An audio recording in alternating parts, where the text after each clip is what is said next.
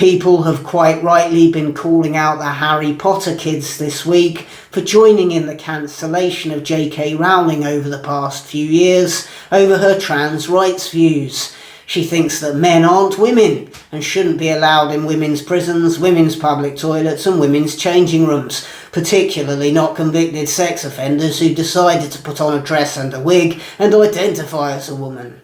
Her views are, of course, shared by the silent majority, but she was cancelled by people who were petrified of invoking the ire of a militant, spiteful minority with no moral qualms about destroying people's lives. Amongst the cowardly tossers who threw her under a bus, Daniel Radcliffe, Emma Watson and Rupert Grint, all condemning what they perceived to be her position. It's fair to say the debt these spineless fools owe to Rowling is incalculable, all made world famous and rich beyond imagining because Rowling chose them to represent her characters on screen. I would argue that all three of these undeserving beneficiaries of Rowling's generosity are to acting what I am to rhythmic gymnastics, entirely incapable, entirely without talent or formal training.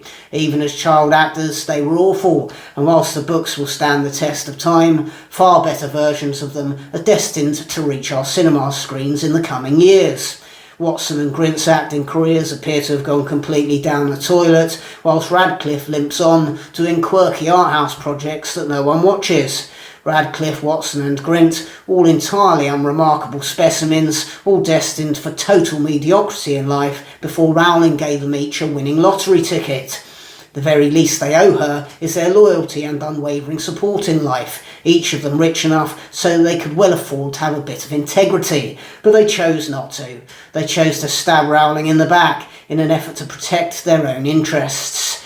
Unfortunately, the wheel is turning, and Rowling is becoming an ever more sympathetic figure, and at the same time, these dreadful actors are starting to seem ever more gutless. They seem to be a paradigm of millennial feebleness. That generation of permanently triggered wet wipes, overwhelmed by their feelings, wallowing in self-absorption, offering no valuable contribution to society whatsoever. It's no surprise that as we see these people enter the workplace more and more, economies across the world start to rapidly sink. Civilization is in the hands of such pathetic, craven creatures, and there are rough times ahead for all of us.